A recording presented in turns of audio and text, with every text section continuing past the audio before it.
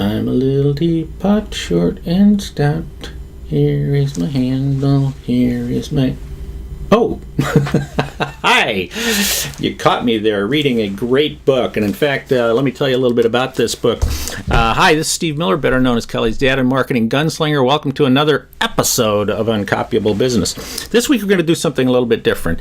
I normally, as you know, do a, about 10 to 15 minute program each week, just me giving tips and ideas and talking about business in general, how to grow your business.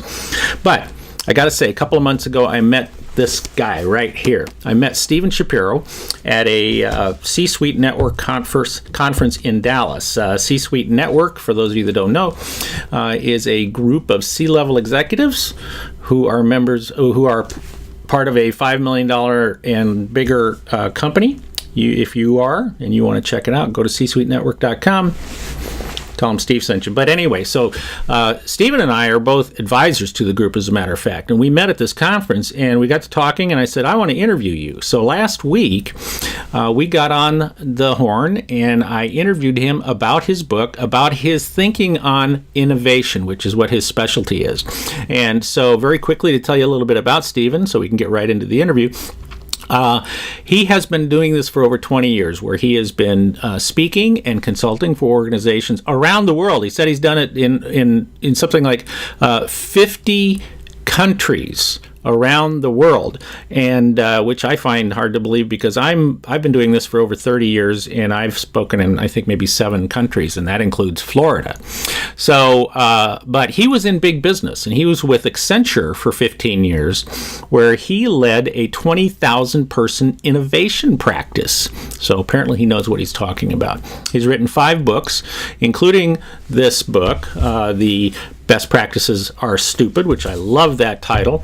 And he has also been inducted into the International Speakers Hall of Fame, which means that he not only knows what he's talking about, but he's good at speaking as well. So let's listen to my interview with Stephen. It's like I say, it's different. It's not going to be the 10 to 15 minute program. It's going to be about 1 hour, but you're gonna really enjoy it. You're going to get a lot of good ideas about this. So I will see you on the other side, and let's get to the interview right now.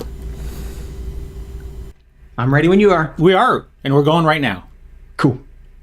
Everybody knows I have no train of thought, so we're just going. And like I said in my introduction, I'm with my new best friend Stephen Shapiro, who and I say new best friend because we just met 2 months ago or something like that. Sounds about right. Yeah. Two months ago, we met at a C-Suite network meeting in Dallas. We happened to Shep Hyken forced Stephen to sit next to me at this meeting. I think it's because Shep didn't want to sit next to me, so well, that's what I mean. No, he, and he wanted to. He not only wanted to stay arm's length away from you, but then he also put you through sitting next to me, which, as you well know, but because of that, you gave me a great thing. You got me into the iPad with the pencil and stuff like that. So I greatly appreciate that. A lot of my, those of you that are watching this right now, if you've watched any of my other webinars, you've seen me using my well, this is the guy you can blame for that. So anyway, so welcome, Stephen. Thanks for joining me here on this conversation. You are I guess it would just be simple to say that you are an innovation expert. Now, people know me that, like in my book, Uncopyable, innovation is a part of what I talk about with people. And I found it really interesting because, one of the things I also loved about when we first met was when I found out that you wrote a book with a title that I wish I had written. The best practices are stupid. And as soon as I saw that, I thought, oh, this is the guy I got to talk to. So but before I get into the book, and if you don't have the book, get the book. All right, get the book, everybody. Before I get into the book, you were with Accenture, right? Right. Now you've been a speaker, and as I talked about, you've been a speaker, consultant, stuff like that for about 20 years, and focusing on helping corporations innovate. I'm just going to use that as a broad term. But you were with Accenture for what, 15 years? 15 years, yeah. All right. So I want to talk a little bit about how did you get, first of all, to Accenture, and then while you were at Accenture, what happened there that made you say, hey, this is something that is really important, that I think is very interesting, and so I want to start focusing on this. So can you kind of give me a background of how you got there to Accenture and how you kind of the path that you took? Sure. I mean, so Accenture's easy. Graduated from college. Where'd you go to school? I went to Cornell in upstate New York. So he's a smart one. It was a doggone it, very popular place to go for us. So if you get a job with Accenture, back then it was actually Arthur Andersen's management consulting division. So that's right. It was Arthur Andersen. That's right. It was Arthur Andersen. Yeah. Don't mind me while I drink my coffee. We didn't become Andersen Consulting until 1989. Mm-hmm. So I was actually there back in the Arthur Andersen days.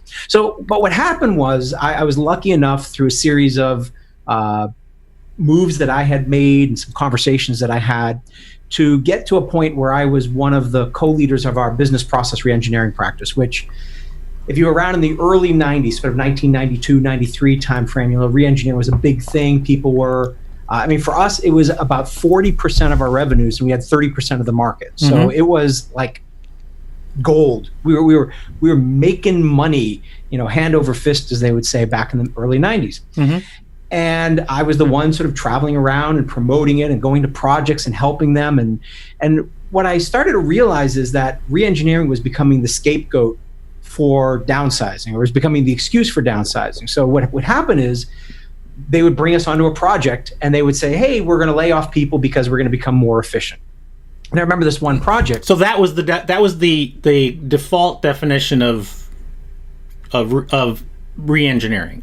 It was really, how do you make an organization more efficient? And in the process of making it more efficient, right, you typically don't need as many people. Cut costs. So yeah, cut costs. I mean, that was really one of the main objectives. Now, look, you want to be more efficient, you want to be more effective, you want to be better at what you do, but its primary goal was to give more efficiency to the entire engine, or at least that's the way it was typically implemented. Mm-hmm. So, short version of a much longer story, I had a bit of an existential meltdown. What I realized is that literally hundreds of thousands of people were losing jobs because of the work I was promoting. I saw the impact on the lives of several people. And I woke up one morning and said, I just can't do this anymore. And so around 1995, 96 timeframe, I decided I would not work on re-engineering anymore. I took actually a leave of absence from Accenture at that time, and really just evaluated what I wanted to do with my life. And I realized I loved going around and promoting something, but I wanted to promote growth rather than shrinkage. And so I created a 20,000 person innovation practice around 1996. And that's interesting because the way I kind of, you and I come from two different paths to where we are as speakers and consultants and stuff like that. I'm a small business, from a small business background, and that type of stuff. But it's a very simple formula that I often tell my clients about is that business is essentially like X over Y, and that the X stands for income, revenue. The Y stands for costs. And the objective is that you want the X to be bigger than Y, and you work to maximize that formula. The thing about the Y, under the denominator of the formula is that Y is the costs, or is like you said, the efficiency part, and cutting costs is a good idea if it's if the costs are too high, obviously, but you can never go to zero. And what I'm hearing you say is that you kind of switched from what people perceived as being cut costs. You went from working on the Y to working on the X. Yeah, is that a fair thing to say? I think that's a fair thing to say. I remember back right around the time where I made this switch, I saw Jack Welch speak when he was talking to a bunch of people at GE, and he says, we can no longer squeeze lemons, we need to grow more lemons. Right. And I look at re-engineering as squeezing lemons, and innovation as growing more lemons. Okay. Very simple. So your XY works perfectly. Yeah. So you saw that. You kind kind of then went and did you just start speaking? Did you write a book? Well, no, in the beginning, I went back to Accenture. So I took a 6-month leave of absence, and then it took about another, several months to get people bought into this. And eventually, the timing was right. We grew this thing quickly.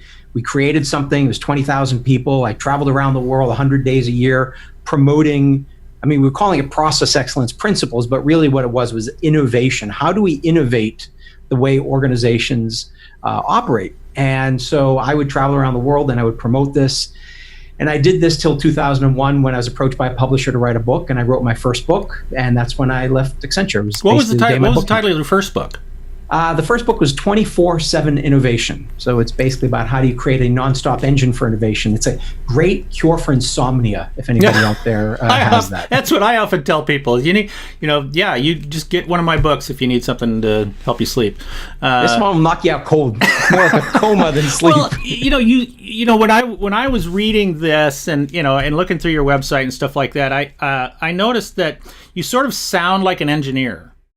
I am. Is that what you studied?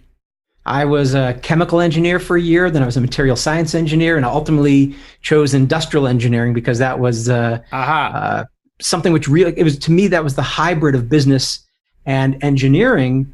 And what's interesting is business process reengineering came out of work that we originally did in the late 80s, which was called white collar productivity. And what we did is we took manufacturing techniques, which is really what industrial engineering is about, and we applied them to white collar work. And that ultimately became business process reengineering. So my background is very strong engineering. But I think, I think this is an important point is when people hear innovation, they imagine somebody sitting in the field smoking dope, looking at the stars and clouds. And that's what I do. That is, no, I'm kidding. That's not what I do. But that's, here's the thing is creativity and innovation aren't the same thing. And I think it's really important to distinguish them. That's a great point. You point that out. So what is the difference? Well, creativity is about the ideas. And I always say asking for ideas is a bad idea because companies have way too many ideas already. It's not a question of a shortage of ideas. It's really about, are we solving the right important problems and opportunities? So to me, innovation is about it. It's an end-to-end process that starts with an issue, problem, challenge, or opportunity and ends with the creation of value. And creativity is just the ideas. It's part of the process, but it's not the end game. Innovation gives you results. That's really what you want. It's not about ideas. Well, so, but like if we say to a team, okay, let's brainstorm some new ideas. That's trying to be creative. What you're saying is that innovation is a process. Is that what you're saying? It's a process, and it starts with the challenge that we need to work on. So, what's an opportunity that we need to exploit? What's a problem that if we solve it will unleash a lot of value for us? So it always starts with not the idea, because if I ask people for their idea, look, you do a brainstorming session, you know what it's like. It's like this frenzy. Everybody's like throwing junk all over the place and Post-it notes. And it's just, to me, it's a waste of time. Well, most of the stuff that you tend to see in situations like that is where it's not, see, to me, improvement is not innovation. And they tend to be improvement sessions, that, we could do this better, or look at what ABC company is doing over there. We could do that, but we could do that better. And that falls more into the improvement side rather than the innovation side. Something you and I might want to talk about later on, because I'm sure that you have studied Edwards Deming. Sure. Right. I grew up with Edwards Deming. He was a partner with my dad, and so part of this, and this leads to a great point too. With your book, best practices are stupid, is that he talks about benchmarking as being one of the cornerstones of the total quality thing, and talking about studying best practices. But I think some people have misunderstood what he meant sometimes when he talked about best practices, because he used to say that it's fine to study best practices within your world, within your industry, but you're doing that more to see where you stand, while coming up with new ideas, you gotta go outside, right? Right. Why, is this kind of what you mean by when you say best practices are stupid, or what do you mean by that? Yeah, well, I think, look, there is a time and place for best practices, and if you take best practices from outside your industry and bring them in, that can be very useful. I think that the challenge is anytime you try to replicate what somebody, especially your competition, is doing, replication isn't innovation. So you're just playing a game of catch up. Mm-hmm. But I think the more insidious part of best practices is that what works for one company, one industry, one situation won't necessarily work for another. So you can't even just wholesale take a practice from a 3M who has their 15% rule. I mean, all of my clients are like, oh, 3M 15% rule, Google 20% rule, let's go do that. No, it makes sense for them, given their culture, given the way they've created the company. When I look at other companies that try to do these things, they waste 15% of their time on things that aren't important because they don't understand really what it takes to make it happen. So trying to replicate what someone else is doing might be just a total disaster because it's not right for you and your situation. Context matters when it comes to best practices. And I guess the last point that I want to make, though, and I think this is really important, is most companies who say they do a best practice, the reason why they claim it's a best practice is they think it is the thing which made them successful. The reality is, in most cases, what makes an individual or a company successful is rarely the thing we think it is. It might be timing. It might be this one conversation you had with the right company, vendor, distributor at the right time.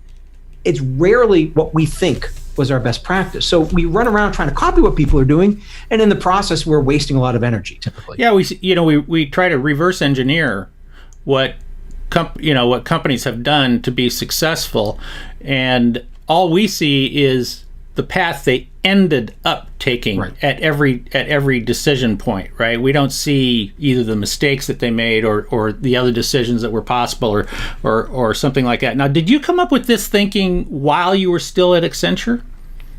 The whole concept of innovation, yes. I mean, so 24/7 Innovation, which was the book I wrote in 2001, I actually wrote while I was an Accenture employee. Okay. So that thinking was actually from my time at Accenture based on all the research that we were doing there. Okay. Since then, what I've done is I've seen, in the real world, trying what works, what doesn't work, testing things out.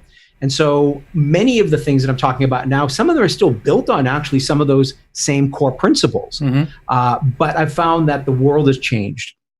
Companies have evolved. Some, companies become more sophisticated. So we need to do things differently than we did them 15 years ago. So I'm trying to always innovate the way I innovate. I'm always trying to come up with new ways of delivering content. Otherwise, it just becomes stale and old. Got to walk your talk. Exactly. Yeah. What do you think has been one of the biggest changes in the last, say, 15, 20 years? Well, I think it comes back to a little bit of what we were talking about. I think a lot of companies confused creativity and innovation. They would say, think outside the box. I mean, all these nice little buzzwords, but these were not helping companies because they didn't give people the tools they needed, and it was actually giving them counterproductive advice. So I think what I've seen is companies moving from what I would call innovation as an event being something where it happens whenever it happens. It's ad hoc, it's sporadic, whether it's brainstorming sessions or ideation sessions or even suggestion boxes, to innovation as a process and capability. And this is where I see most companies have gone, or going, I should say, where they've actually treated innovation the way they would treat finance, the way they would treat sales, the way they would treat marketing. They now put in structures and means to make it repeatable and predictable and measurable, just the way you would do these other areas. It doesn't mean you have a dedicated, like we have dedicated marketing teams. You don't want dedicated innovation teams the way you do in marketing, but that general concept of treating it as an important capability, that's the big shift. And what we're seeing is how companies now take that, become more sophisticated, and then move to the third level, which is innovation as a system, where now all of a sudden it becomes part of the DNA and the culture, and the process becomes much less important. So it's wall to wall, top to bottom. It's like it's in the DNA. Yes, that's what it needs to be. So you wrote the book. You were still with Accenture. What caused you to say, I need to go out and teach? Book came out. I asked for leave of absence to promote the book. And they said no, and so I just decided I was going to take the leap. And so we came to an agreement, which was nice. They were very supportive, and I went off. And it was interesting. The first few years were slow, because when you have the backing of an Accenture, life is a little bit easier when you have that engine behind you and Sure. that reputation. Yeah, we both know that. Yeah. So, but fortunately, over time, I've built a reputation of my own. I built my own brand, if you want to call it that. Mm-hmm. And I'm now fortunate enough to be able to travel around and help companies talk about and solve the problems that we're talking about here. Yeah, and you've done that very successfully. Obviously, you what I talked about in the introduction, obviously, was that Stephen has achieved he's a new member, or I should say, a recent member addition to the International Speakers Hall of Fame back in 2015, part of the National Speakers Association, and are there even 100 yet? People, I don't know if there's. I think so. Yeah, about I don't know what 100? the number is. That's about it over the years, and so that's and I've been nominated, but as soon as they see my name, they just throw it out. So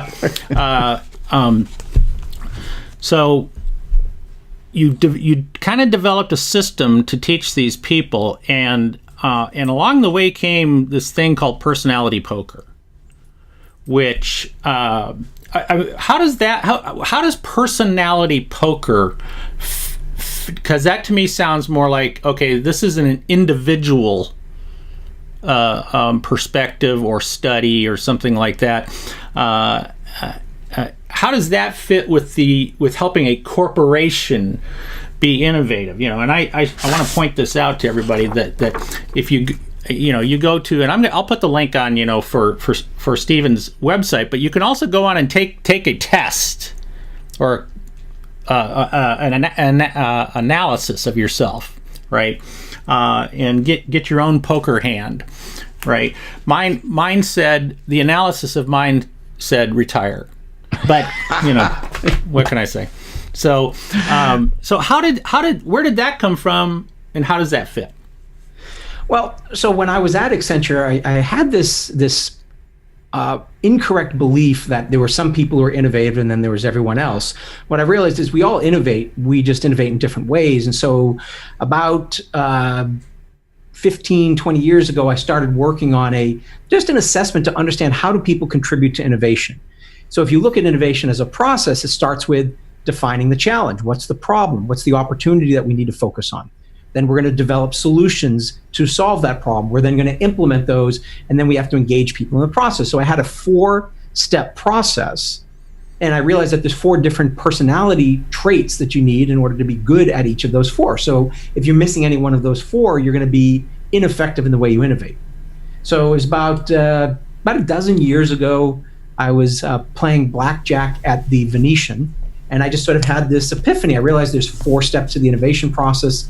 There's 4 innovation personalities that I've identified. Well, there's 4 suits in a deck of cards. And eventually I created this thing called personality poker, which is a deck of cards that's specifically designed to help you as an individual figure out how do you contribute to innovation. But more importantly, how do you detract from innovation? What are your innovation blind spots? And then when you look at it at a team level, are you playing with a full deck? So individuals should play to their strong suit.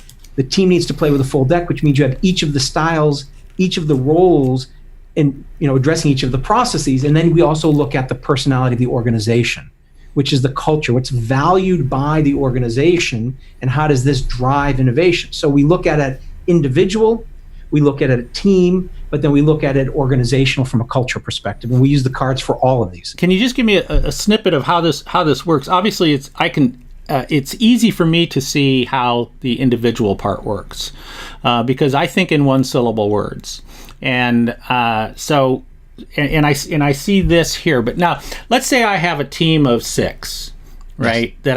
that I'm working with in my office, and all 6 of us take the test, and we get that together. And then what happens when we get together and we say, well, here's who I am. Who are you? So what you took is the online quiz version mine of it. Mine was the simple one, right? Yeah, and that simulates it. If you had a group of 6 people together, you wouldn't do that. You would actually get the decks of cards. And what you do is you take the decks of cards, and the goal is basically, if you look at the cards, there's 52 cards with words that describe particular behavioral attributes like analytical or creative or organized or empathetic. And what you do is you go through a process of trading cards, and the goal is to get 5 cards where the words best describe how you see yourself. Mm-hmm. People also gift you cards, so you get to see how do other people perceive you. I don't want that. It's I don't want pretty people to tell me what they think.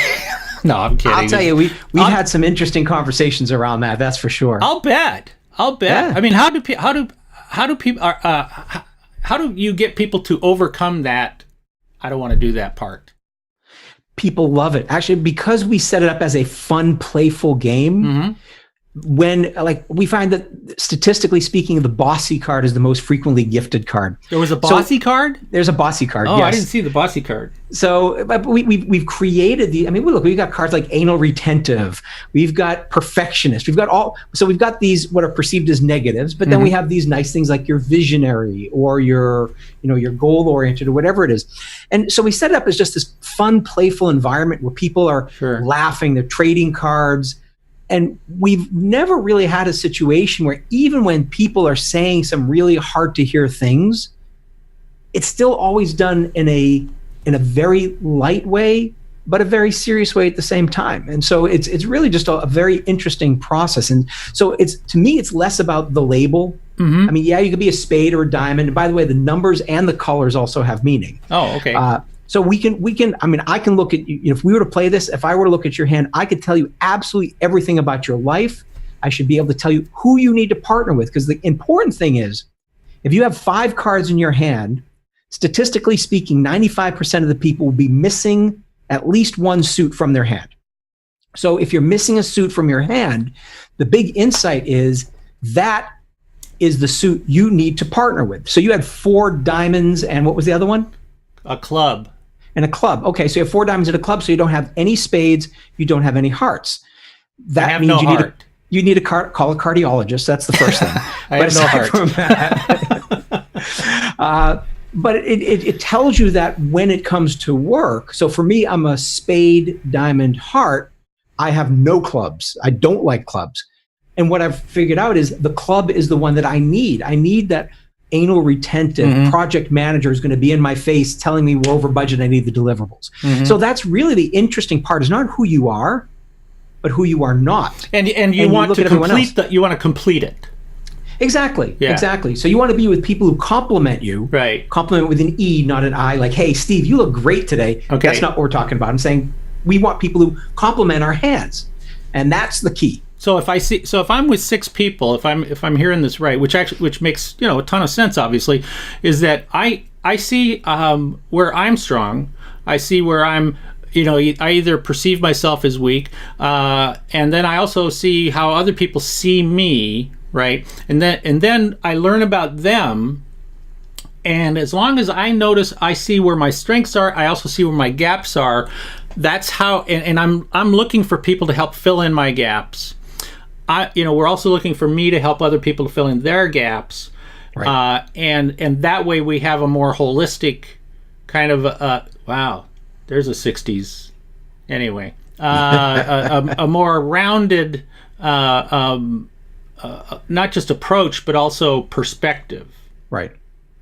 Yeah, I mean, I think that the key with all this is when you take a team of people. First of all, one of the beliefs that we've been told is that opposites attract when it comes to relationships, but actually there's irrefutable scientific evidence that that's not true. I mean, I think that's true. Opposites repel. We want to be with people who are similar to us. That's why I like hanging out with you. Your name is Steve. My name is Steve. Yeah. You're 4 diamonds. I'm diamonds. Mm-hmm. So we're going to get along.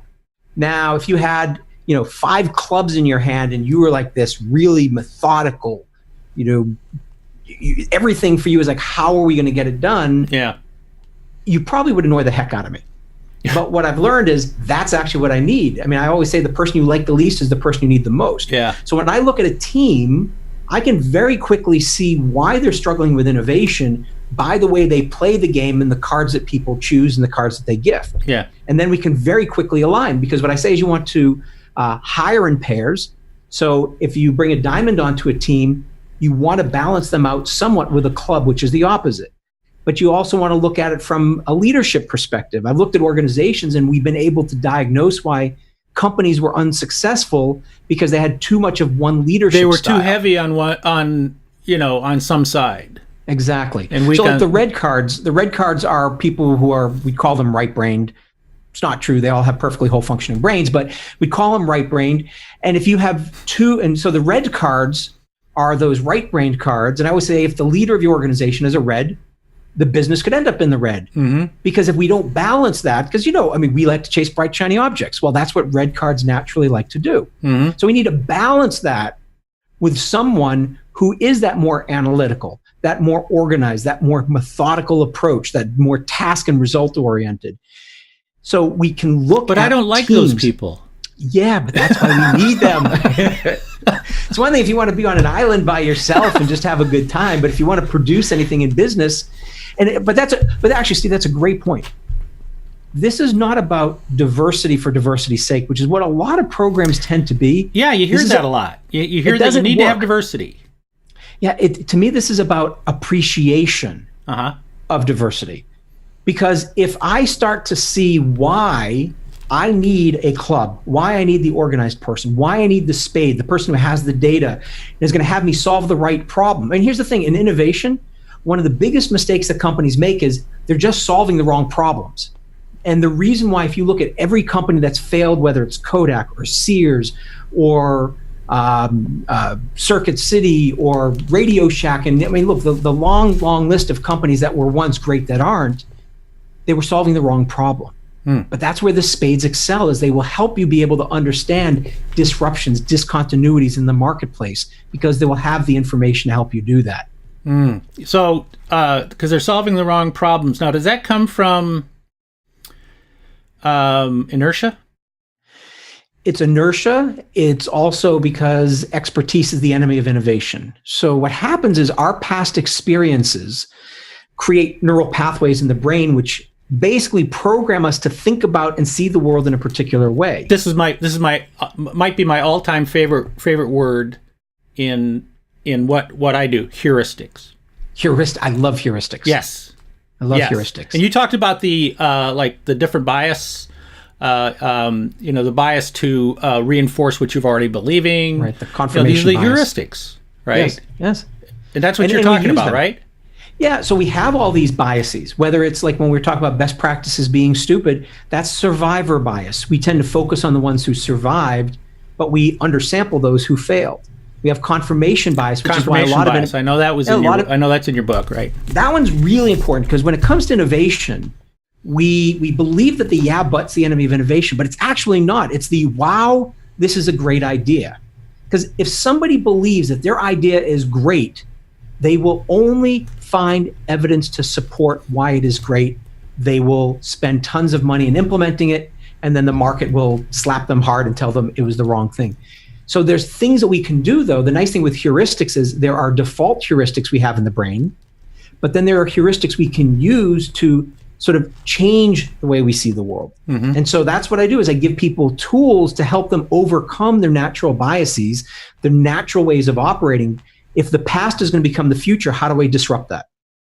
If we're only going to find evidence to support what we believe to be true, how do we disrupt that thought process? Mm-hmm. If we're focusing on the wrong problems because that's our natural inclination, how do we disrupt that by giving them tools to reframe questions in a different way? And that's what I spend my life doing. We need to find somebody who doesn't think like us. Because I know that the people who are watching this that regularly watch my interviews and my program and stuff like that, my BFFs I call them, they've got a pretty good handle on how Steve thinks, right? And I know that they're all out there going, oh my gosh, he found somebody who thinks just like him, but I appreciate when you say that it's important to find that person who. Those people who don't think like you, and it's not necessarily just diversity, although it can be. Mm-hmm. It can be because I have some. If I'm with somebody who has a different, they took a much different path, right?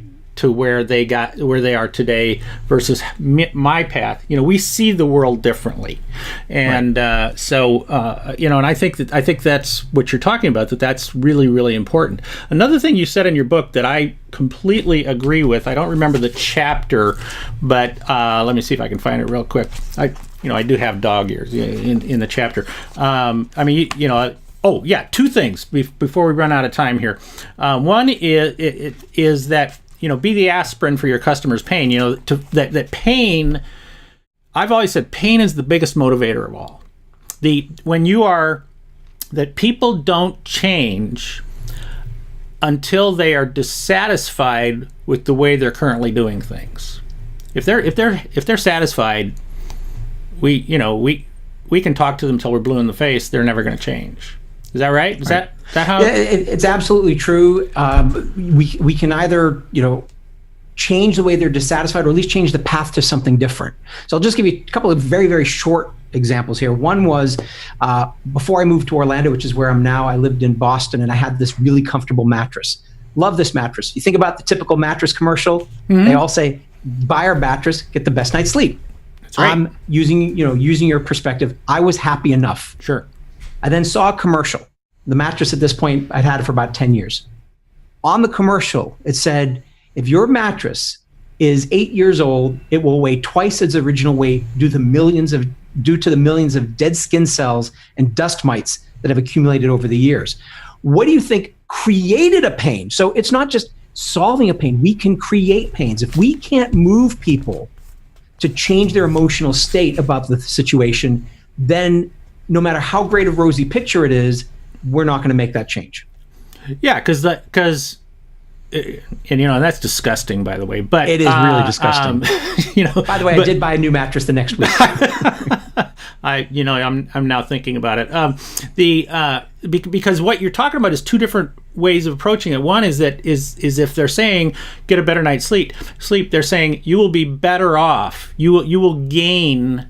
Look at the gain that you'll have. You'll have a better night's sleep versus do you really want to be sleeping in this situation? Every night you're spending 6 to 8 hours or something like that with all this inside the. See, that would be a much, much bigger motivator. So pain. Where is it? What do you say here? You say pain is eliminate a pain and they will come. Yeah. See, I love that.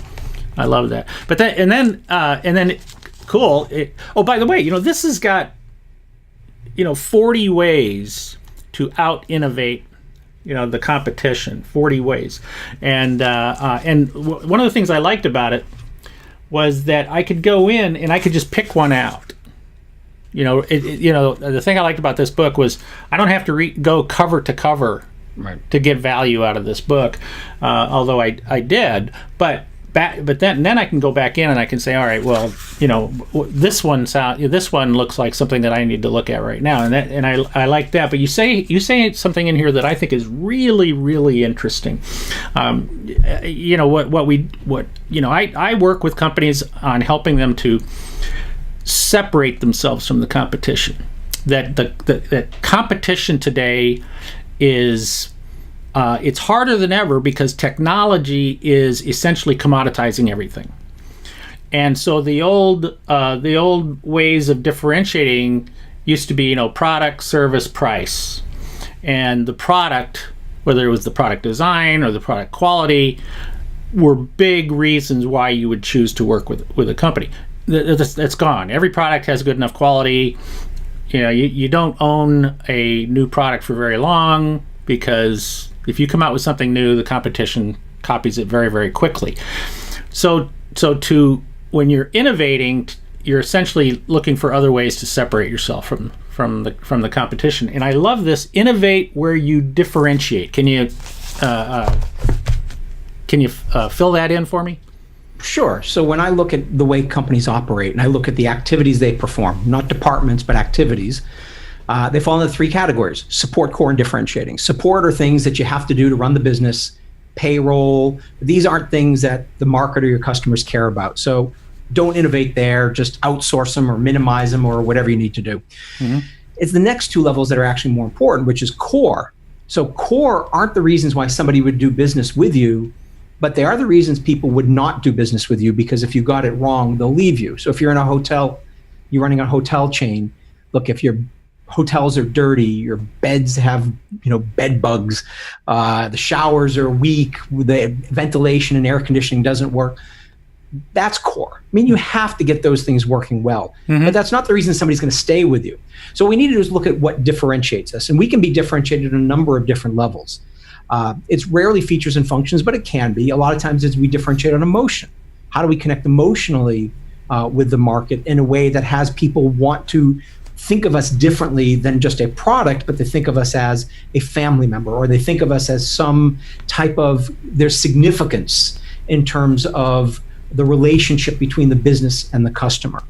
And so there's a process we go through to figure out what your differentiators. And one of the key things, coming back to what you said, is one of the key things about a differentiator is it has to be defensible. Because what's differentiating today will become core tomorrow. Because if it's easily copyable, so that's why I call, the name of my book is Uncopyable, is that if it's easy to copy, it will be copied. It will be. Yeah. Unless there's a reason why nobody would want it. Well, if they choose not to copy, that's one thing. All right. But if there's that's a good point. That's a real good point. That you need to differentiate yourself, but it has to be a differentiation that has a value to the marketplace. Right. But the idea of innovate where you differentiate means that you have to find that sweet spot that you can exploit, so to speak, right. And show that as a differentiator, and then and show how you're different. And not better. See, that's why I always say to people, it's not, innovation is not better. Innovation is different, but it's a valuable difference. Right. I mean, and that's the thing. It has to be desirable. So there's, to me, 5 Ds of differentiation. It has to be distinctive, that it stands out. Has to be defensible, that it's difficult to replicate. Has to be disruption proof, and that it's not going to become irrelevant like taxis are with Uber or whatever. It has to be desirable, and that the market will pay for it, and it has to be disseminated, and that people understand what it is both internally and externally. And the key with all this is internally, you use your differentiator as your tool for prioritizing your investments.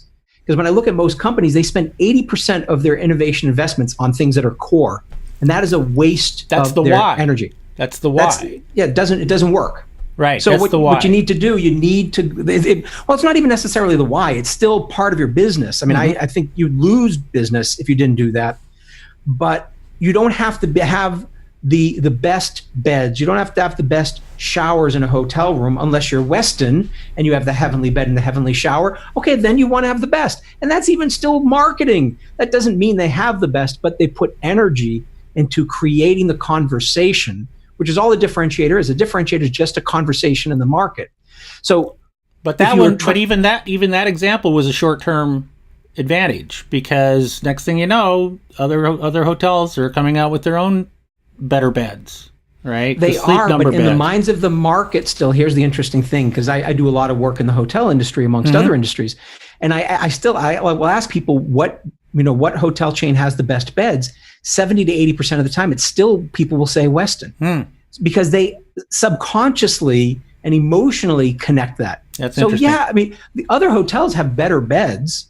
I mean, I love the heavenly bed, but I wouldn't say it's the best bed. Right. But emotionally, they've differentiated themselves, because it's hard. Like Apple doesn't necessarily have the best technology, but they've created this fanaticism with their customers and the ecosystem that they've created that's going to be very hard to replicate. It's an emotion more than it is a reality. So that's what we need to think about, is how do we create that emotion in the marketplace for what it is we do, so that we aren't, as you say, saying a commodity. Right. I call it, to me, it's creating that emotional attachment, and it might be based on nothing more than a myth. Yeah. I talk about the Nordstrom myth and stuff like that. So anyway, well, dang it, we're out of time. This has been a lot of fun. I appreciate that you spent the time with me today. I want to tell everybody once again go get this book. Best Practices Are Stupid. You can go to StephenShapiro.com. There's Stephen Shapiro, but don't put the M in, wherever that is. Don't put the M in, just StephenShapiro.com. And get information not only about his speaking and consulting, but also about his about how personality poker fits into all of this stuff as well. What last piece of advice? What words of wisdom do you have before I hang up on you? So I'd like to circle back maybe to something that we talked about early on, which is we tend to, when it comes to professional development, spend most of our time with people from our area of expertise or our industry or our function. So if you're in marketing for manufacturers, you might spend most of your time at conferences on manufacturing, and you might spend most of your time on marketing conferences. Well, I ask people to do something what I call a purposeful tangent. And basically all that means is figure out something that's connected to what you do that's different, that will give you some new insights. So for example, innovation. My purposeful tangents are, I love neuroscience because I think the brain drives a lot of our behaviors when it comes to innovation. I love sports. I worked in Formula One race cars for several years, and we studied how to get pit crews to go faster. But my favorite one is magic. I'm actually an amateur magician because I love the fact that magic is all about making the impossible possible. And isn't that really, innovators are just trying to make the possible possible. Well, right. Magicians can make the impossible possible. And I've learned some fascinating things about the brain and about motivation and about just techniques for being able to think differently about a problem to make something that seems completely impossible actually a reality. Right. And of course, our buddy Shep Hyken is a world-class magician. My daughter grew up with him, and she calls him Mr. Magic, and he makes me crazy. So, magic. That's a great example of an area to study from I would say from a brain perspective, or how to how people perceive things, and how you can literally manipulate what people see, and what they think they see, and what is real, and stuff like that. So I really like that a lot. So Stephen M. Shapiro, this has been a lot of fun. Thank you for joining me. Again, I'm going to put his link on here for everybody. And if you got any questions, please be sure to contact him. Ask him as many questions as you want. Absolutely. I love getting email. I don't care. Make him busy. Make him busy. That'd be nice. So thanks again for joining me from Orlando, Florida, Mr. Tan. Okay. Hope I'm not blinding people. I thought I had a tan after going to San Diego for a couple of weeks, but boy was I wrong. Thank you again for joining me. It was great seeing you. Hope to see you again soon. Might want to expand that conversation a little bit more. There might be more. There's more. Definitely more. We just scratched the surface. Thanks, Stephen. See you. Thank you, Steve. So thanks again to Stephen Shapiro for joining me in this program this week. I really enjoyed it, and and I had a great time. If you want some more information about Stephen, you can go to his website at StephenShapiro.com, which I've got somewhere on here, and also be sure to get his book, Best Practices Are Stupid. And while you're at it, you could also buy my book, Uncopyable, How to Create an Unfair Advantage Over Your Competition. Buy both books on Amazon today. So we'll be back again next week with another Uncopyable business episode. And until then, always remember, be uncopyable. This is Steve Miller, better known as Kelly's dad and marketing gunslinger. I will see you next time.